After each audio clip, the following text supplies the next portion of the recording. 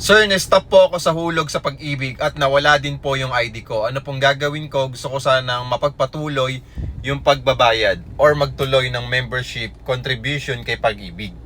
Number 1 po, pwede po tayong magpatuloy ng ating contribution kay Pag-ibig kung nahinto po tayo.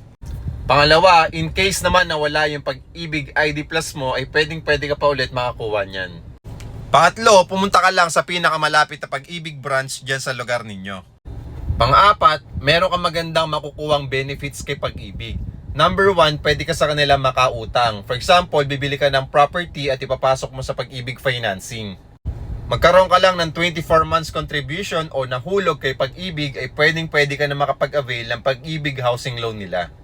Katulad sa amin, ang nare-require lang namin ay 24 months contribution. Pwede ka na makapag-avail ng 2-bedroom or 3-bedroom condo unit namin sa Ortigas Extension, Pasig.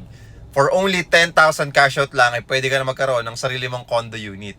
And good news, meron na rin tayong project sa Balagtas, Batangas project, 2-bedroom and 3-bedroom. Yung 2-bedroom unit doon, 5,000 pesos reservation fee. And then ang monthly mo, nasa range lang ng 14 to 15,000. And then the 3-bedroom unit naman sa Balagtas, Batangas City, okay, nag-range lang din siya ng 17 to 18,000 pesos. At ang cash out mo lang dito ay 8,000 pesos. So kung interested ka sa Ortigas Extension Pasig na 2-bedroom unit and 3-bedroom unit, follow mo ako at message mo ako. At kung interested ka naman sa Balagtas, Batangas City na 2-bedroom and 3-bedroom unit na 5,000 to 8,000 lang ilalabas mo, follow me and message me.